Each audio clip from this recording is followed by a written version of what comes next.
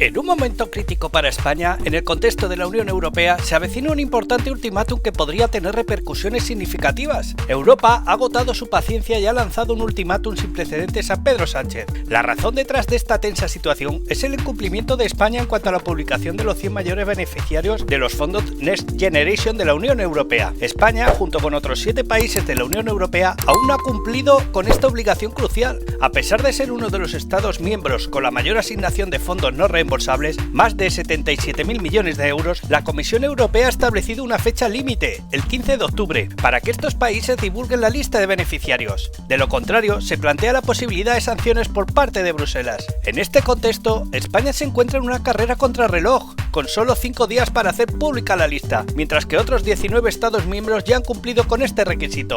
La falta de transparencia en la gestión de estos fondos por parte del gobierno de Pedro Sánchez ha generado preocupación y escepticismo. Nadia Calviño, una de las figuras clave del gobierno español, ha expresado la necesidad de crear una lista que refleje adecuadamente la implementación del plan en el país. Sin embargo, a medida que se acerca la fecha límite, la opacidad persiste y la pregunta clave es ¿qué tiene el gobierno que ocultar? Este ultimátum representa un momento crítico para España en su relación con la Unión Europea y plantea interrogantes sobre la gestión de estos fondos vitales para la recuperación económica del país. La esperanza es que para el 15 de octubre se cumpla con la obligación y no se incurran sanciones que afecten a los ciudadanos españoles y al futuro de la nación en la Unión Europea. Pero ¿será capaz el gobierno de Pedro Sánchez de cumplir?